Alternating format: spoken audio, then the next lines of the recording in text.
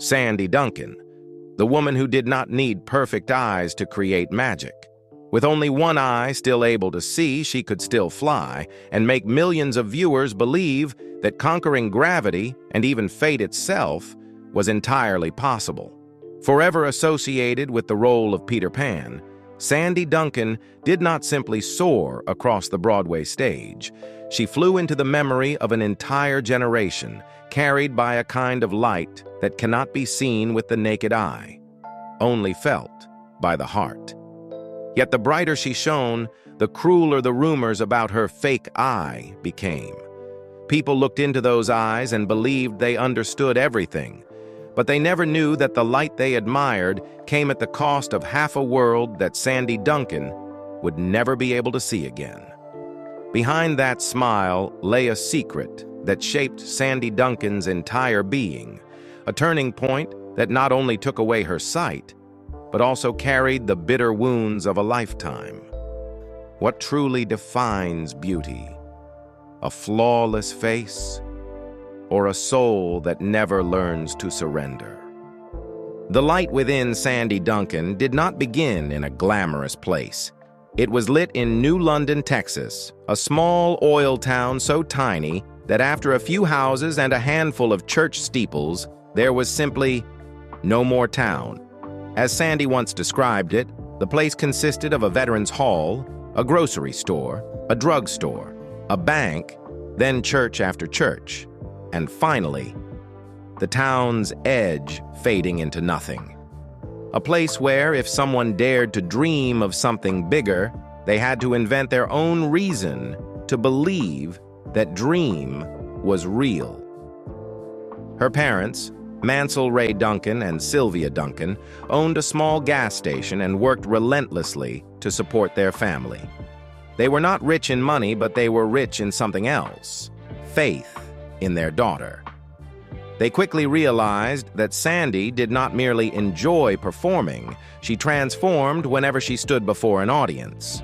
This was not a childish pastime, it was instinct. Even as money was always tight, her parents scraped together every dollar to pay for her first dance lessons. Not because they dreamed of her becoming a star, but because they saw with their own eyes how she came alive in music and light. At the age of 5, Sandy danced on stage for the first time. It was not a leading role, and no one expected anything of her. She stood in the background dancing while shouting out, "That's right, Nona Kay, that's right!" Years later, Sandy would still remember that moment, because it was then that she realized she belonged where the lights were. By 3rd grade, the family moved to Tyler, Texas, the rose capital of America. There, Sandy continued appearing on school stages, while also observing society through her own sharp, humorous lens. She once joked that the queens in local parades did not need to be beautiful. They only needed wealthy fathers. These cool, intelligent observations began shaping her artistic personality at a very early age. Then her talent began to prove its own worth. At 12, Sandy was cast in The King and I at a community theater. The young girl did more than perform well. She earned $150 a week, more than her father's income at the time. For a modest working family, that was not merely money.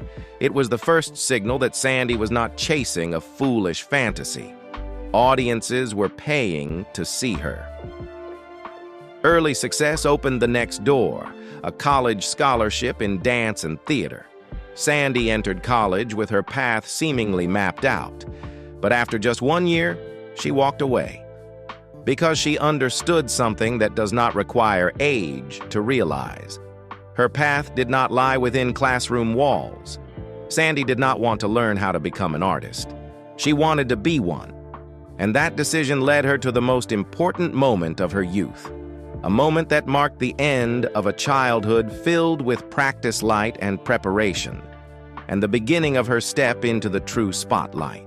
At 19, Sandy Duncan left Texas and arrived in New York, carrying with her a simple yet fierce resolve. If the stage was meant for her, she would find her own way onto it. With no patron, no reputation, She began a new life in a city that countless people dream of. But only a few managed to endure. Sandy rented a room at the rehearsal club, a dormitory reserved for young women pursuing the arts. $32 a week bought her a small room, a bed, and a chance not to give up. The walls of that place seemed to absorb the breath of dreams not yet formed, and also to witness countless hopes abandoned on its attic floors. By day, Sandy took whatever work she could, running errands, teaching children, cleaning, anything that would keep her alive. By night, she stood in audition lines. Interestingly, Sandy herself once admitted bluntly, "I'm terrible at auditions, I've never been good at them, and I still am not." She was not the kind of actress who could impress a casting table in a few minutes. But Sandy possessed something no training could teach, a witty, mischievous energy and an offbeat sense of humor that made people laugh without quite knowing why. And that was what saved her. Despite calling herself bad at auditions, Sandy auditioned well enough to be cast in a series of commercials for United California Bank. These commercials not only helped her pay rent, but also drew the attention of producers, not because of glamorous looks, but because of a stage presence unlike anyone else's, innocent, intelligent, and effortlessly funny in a way that could not be rehearsed.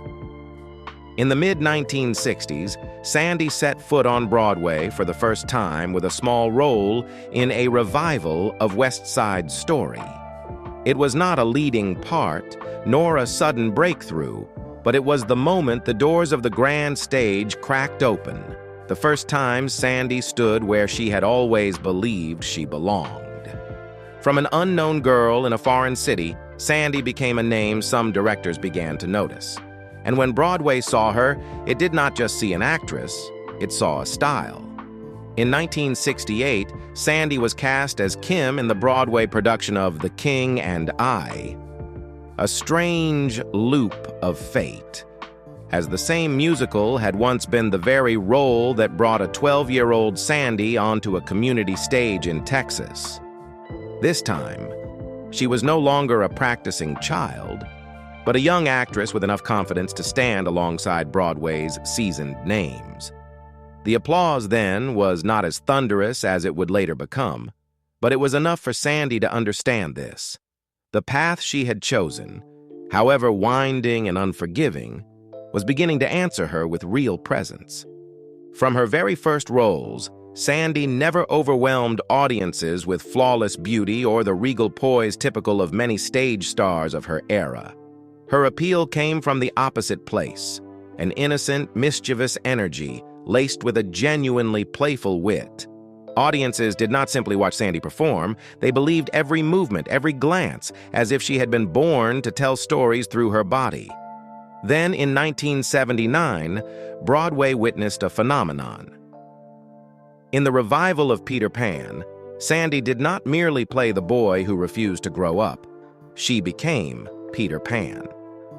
Critics described her as a gravity-defying stage creature, while audiences leapt to their feet in near-hypnotic applause each time Sandy hurled herself through the stage window and soared into the air. What audiences did not know, and what made that transformation legendary, was that Sandy was not relying on wires alone.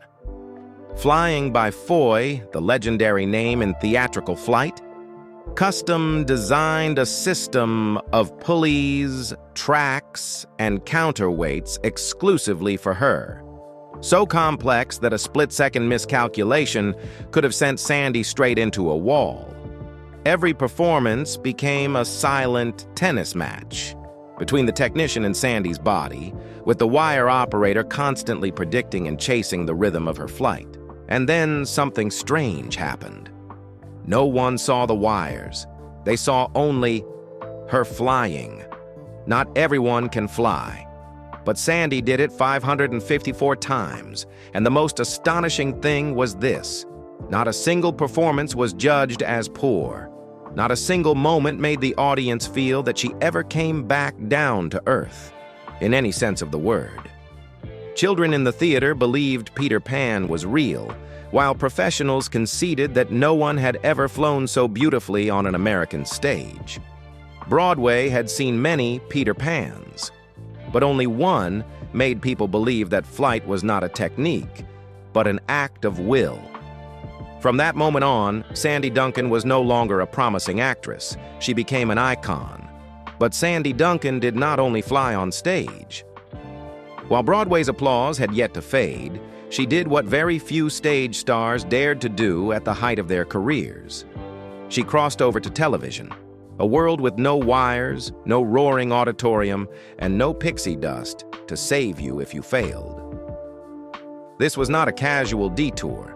It was a high-risk transformation. Sandy carried the spirit of Peter Pan, her brightness, her humor, and her ability to make audiences feel loved, into hit sitcoms like Funny Face, and later The Hogan Family. She quickly became a familiar presence in American living rooms, appearing on television screens with a smile that made life feel just a little bit easier. But behind the camera, nothing came easily. No one imagined that a stage-hardened star like Sandy would feel anxious before every performance, yet she openly admitted that she did. Television was nothing like Broadway. There was no immediate applause, no visible eyes in front of her, and for Sandy, the feeling of not being able to hear the audience's heartbeat became a heavy, pressurized silence. Then came the greatest test. The shows that carried her name were canceled one after another. Not because she performed poorly, but because television networks shifted direction, strategy, programming formats, priorities, forces no one in the cast could control. Someone else might have taken that as rejection from the industry. But Sandy did not. She did not disappear. She kept performing, kept learning, kept transforming, from stage to television, then to voice work, commercials, variety shows, not out of ambition, but because she did not know how to live without performing. And that is what makes her journey more compelling than any single success. A person who never needed constant glory, yet never lacked passion. An actress made enduring not by fame, but by persistence, versatility, and unwavering loyalty to her craft. If Broadway gave Sandy wings and television gave her a home in the hearts of audiences, then film, animation, and advertising were where the name Sandy Duncan became woven into everyday American life, slipping quietly into the memories of millions, often without them even realizing it. Sandy did not appear frequently on the big screen, but every role left its mark. She appeared in Disney family films such as The $1,000,000 Duck and the Cat from Outer Space, movies that were replayed endlessly on television and VHS, so that audiences, even if they could not recall the titles, still remembered the petite girl with bright eyes and a mischievous smile. Yet there was another way Sandy entered America's cultural memory, one quieter, but more persistent than any role. The Wheat Thins commercials. With her bright voice and approachable presence, Sandy appeared in a long-running series of ads throughout the 1970s and 1980s, to the point that many people no longer remembered her name. But the moment they saw a box of Wheat Thins, they would instantly say, "Oh, that's her!" It was not just advertising, it was collective memory. The living room sofa, the wooden television set, the sound of commercials during prime time, and Sandy Duncan, not flying, not singing, not acting, simply smiling, and that was enough for all of America to remember her. For children, the story went even further. Watching Scooby-Doo or hearing the voice of Vixie in the classic animated film The Fox and the Hound, they did not know the actress's name, but they knew the feeling: warmth, kindness, trust.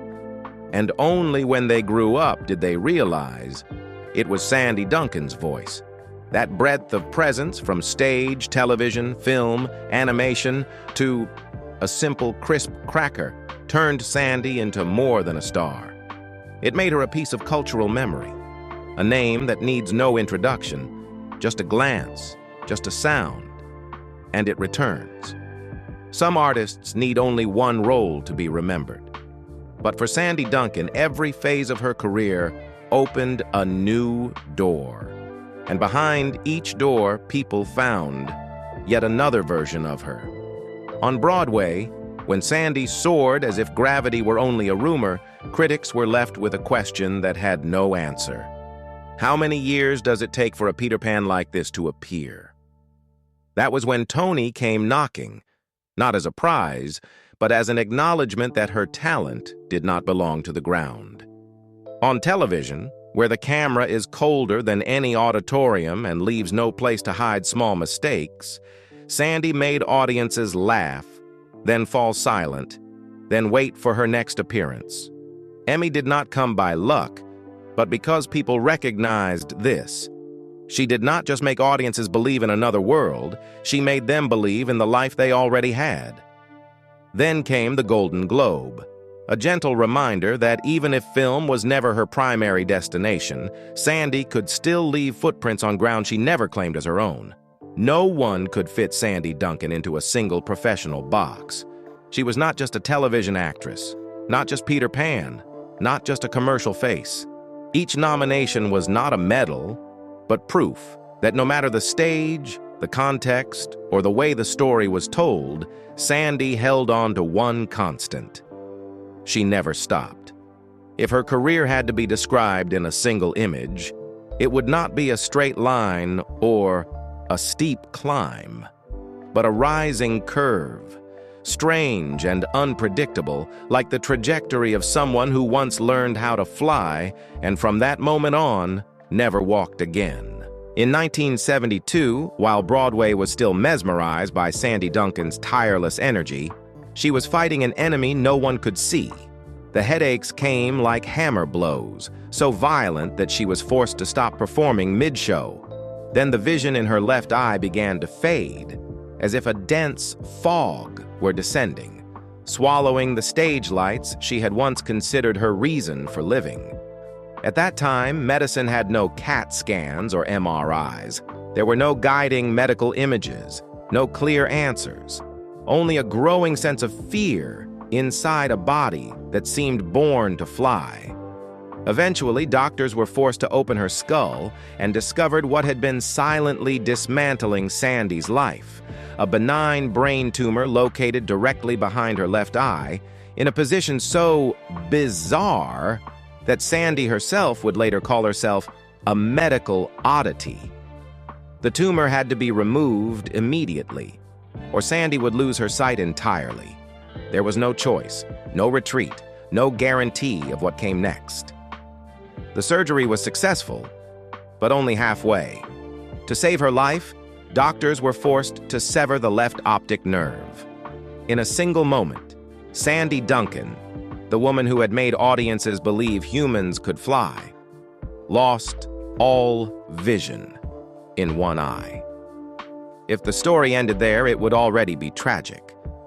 But what followed was what carried Sandy Duncan into legend. When asked on the Dick Cavett Show whether she felt despair or ever asked, "Why me?" Sandy simply smiled and said, "I don't have time to feel sorry for myself. The people around me have already done that for me." Not a word of complaint, not a tear in public.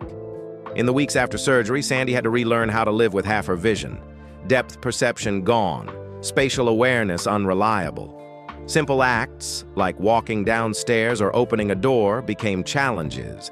But instead of sinking into fear, she chose gratitude for the simple fact that she could still stand on a stage. Sandy even joked about losing her sight. "I've been nearsighted my whole life, so it's really not that different." Half her vision was gone, but her mind had never been clearer. A woman who once flew on stage now had to relearn how to walk. And instead of collapsing, Sandy discovered something no one expected. Her left eye had lost its light, but her life began to shine in an entirely different way.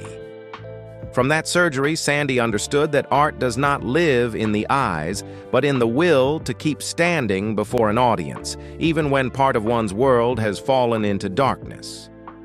Sandy Duncan emerged from the operation with a body that was no longer the same. She could still stand, still smile, still make audiences believe in magic on stage, but her eyes no longer worked together. One could see, the other could not.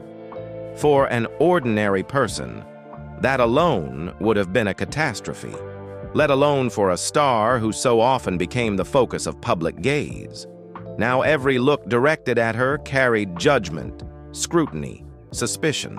Some swore Sandy wore a fake contact lens. Others were certain she had a glass eye.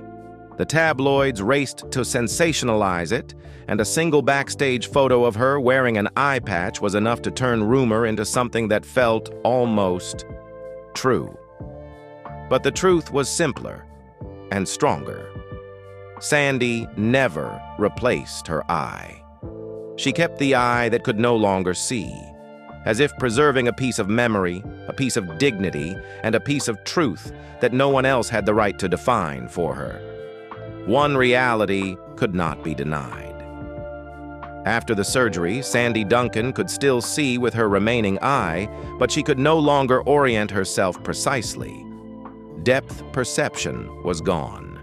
Every stair became a trap, every doorway a collision waiting to happen.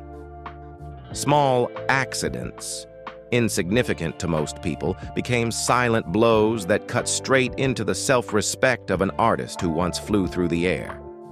Then one day, the fear no longer lived in her eyes. It spread into her mind. Questions emerged like shadows. Was I still good enough? Would audiences notice the flaw?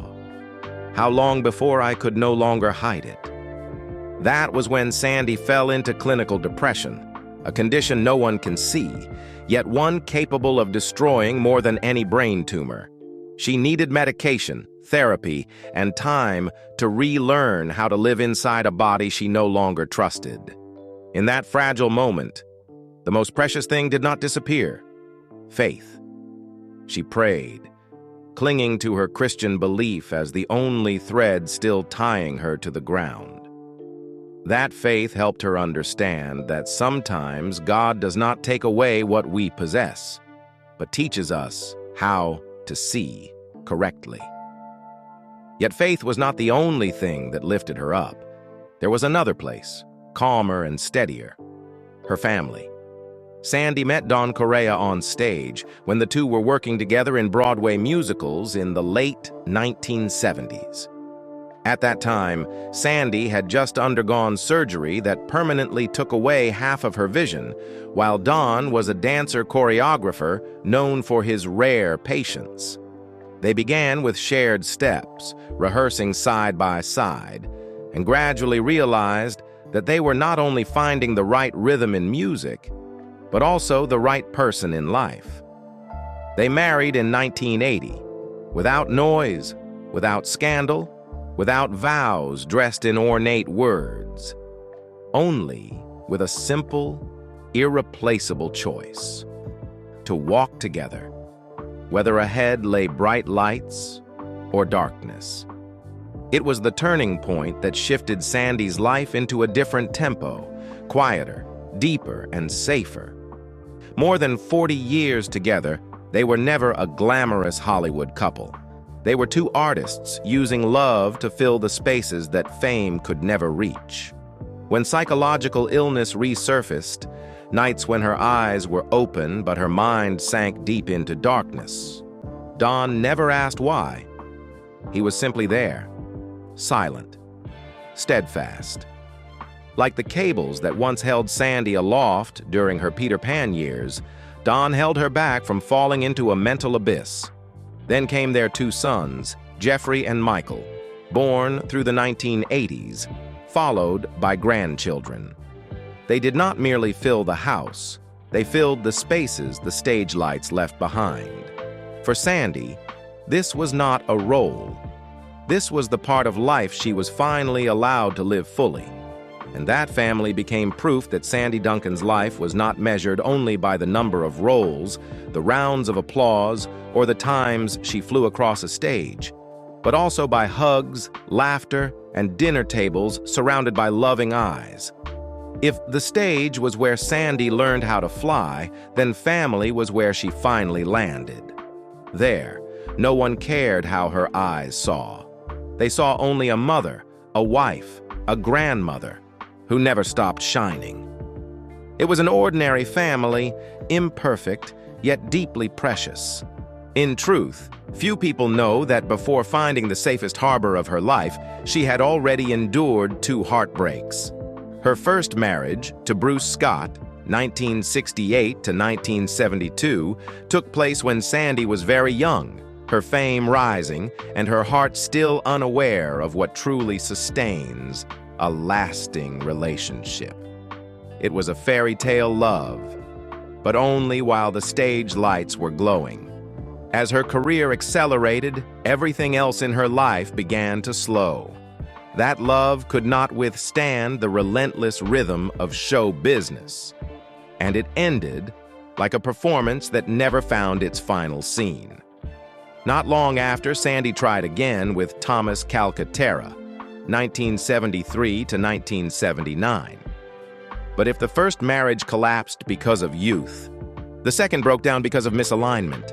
An actress striving to build her name, a woman carrying wounds not yet healed from vision surgery, and a private life that could never adapt to the pace of the stage. They entered marriage like 2 people running side by side, yet never finding a point of intersection.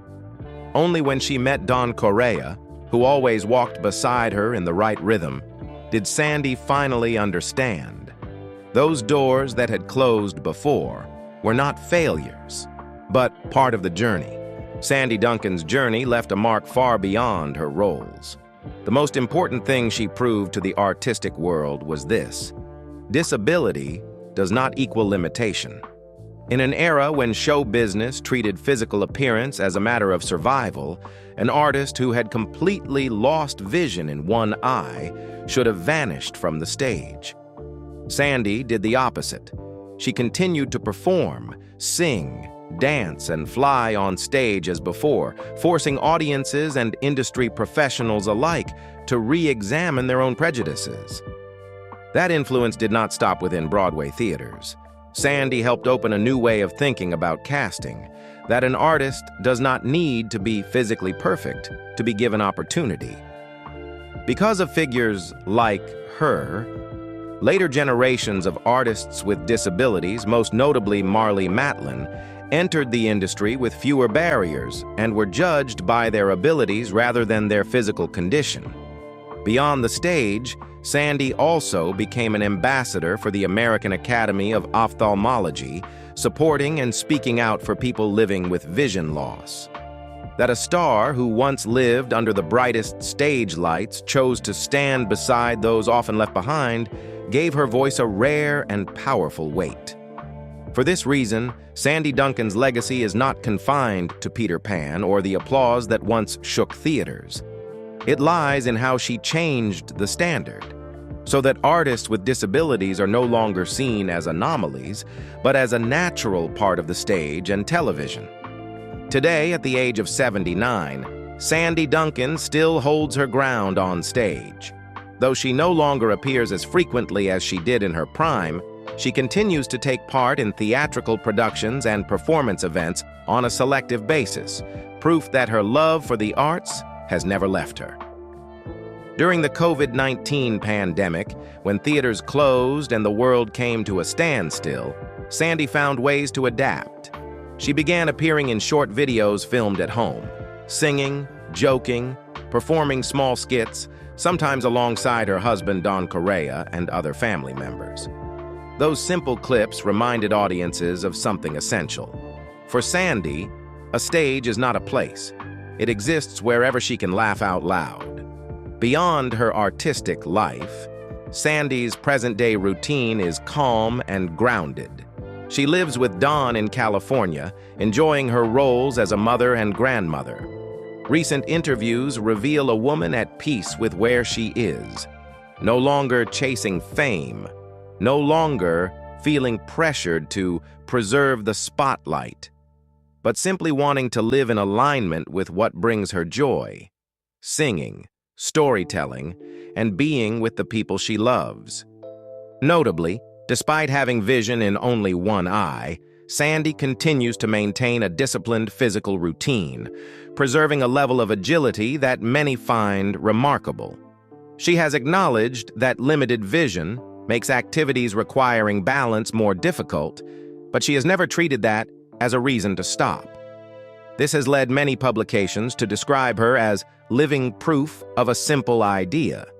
Limitations are not boundaries, but conditions for adaptation. Today, Sandy Duncan no longer needs to fly across the stage like Peter Pan to be recognized. The fact that she is still there, steady, optimistic, and creatively alive, is itself her strongest declaration. You do not need to be perfect to see your future. You only need to keep moving forward. Sandy Duncan truly is a legend. She became one because after falling, both literally and metaphorically, she stood back up and kept moving forward. Hollywood has countless stars, but only a rare few are remembered not for their perfection, but for their refusal to surrender when life cuts away something essential. Sandy did not disappear after surgery, was not defined by disability, and never used tragedy to solicit sympathy. She stayed quiet, adjusted her wings, and then flew along a new trajectory, slower, more careful, but more enduring than anyone could have imagined. Today, Sandy Duncan is not only a Broadway icon, nor merely the Peter Pan who made the world believe humans could fly. She has become a guiding light for those who have been told they are no longer enough, not healthy enough, not talented enough, not given enough opportunity. Artists with disabilities, people facing physical limitations, and those who have simply been dealt an unfair hand all find in her a simple truth. You are not defined by what you lose, but by how you choose to live with what remains. Perhaps that is the true reason Sandy Duncan will never be forgotten. She did not teach us how to look. She taught us how to see, how to find meaning in imperfection, hope in brokenness, and light even when only half the world remains visible. If Sandy's journey touched your heart, leave a comment or an emoji as a tribute to Sandy Duncan, the talented, resilient, and courageous woman who overcame a cruel fate of her own. And if you wish to continue exploring lives that appeared radiant on the surface, yet carried unexpected shadows within, don't forget to like and subscribe. Every subscription is a source of encouragement that allows us to keep telling the stories time almost forgot.